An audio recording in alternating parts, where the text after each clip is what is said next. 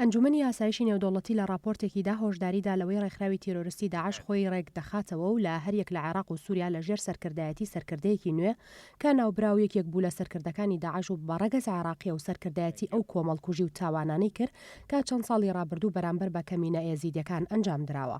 بەپێی ئەو راپۆرتە نوێیە لە دوای ئەوەی ڕێکخراوی تیرۆریستی داعش ناوچەکانی ژێردەستی لەدەستدا، داعش دەستی کردووە بە ڕێخستنەوەی خۆی لە عێراق و سووریا و هێرشەکانی زیادی کردو و پلانی داڕشتووە بۆ هەڵاتنی چەکدارەکانی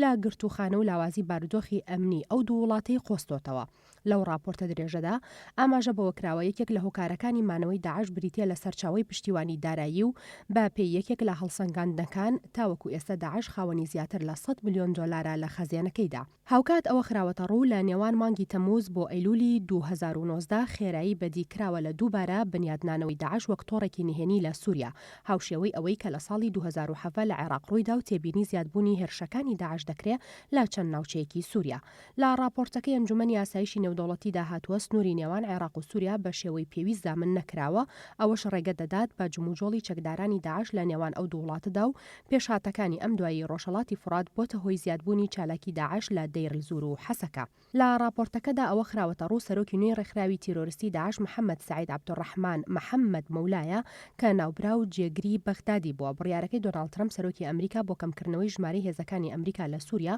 بۆتە هۆی دروستبوونی مەترسیەک بە تایبەت لەبارەی هەڵاتنی ئەندامانی داعش لە گرتوخانەکانی سووریا کە ژمارەی ئەو دەستگیرکراوانە بە نزیکەی 10,000 چەکدار دەخەمڵێنێت لە نێوان 2,000 چەکدارانی بیانی. لەو راپۆرتی ئەنجومەنی ئاسایشی نێودەوڵەتی هۆشداری دراوە سەرباری لاوازی ئێستای داعش بەڵام مەترسی ئەنجامدانی هێرشی لە ڕێگەی ئۆتۆمبیلەوە لە ئەوروپا لە ئارادایە لەلایەن ئەندامانی پێشووی داعش کە پسپۆڕیان هەیە و توانایان هەیە بە شێوەی سربەخۆ کار بکەن.